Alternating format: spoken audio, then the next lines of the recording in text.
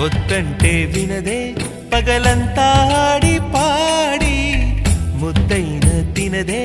పరిగెత్తే పైడి లేడి చిలకల్లే చెవిలో ఎన్నో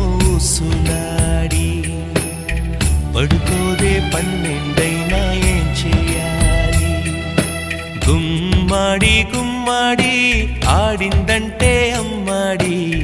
డాడీ ఊపిరిలో మురిసే కూచిపూడి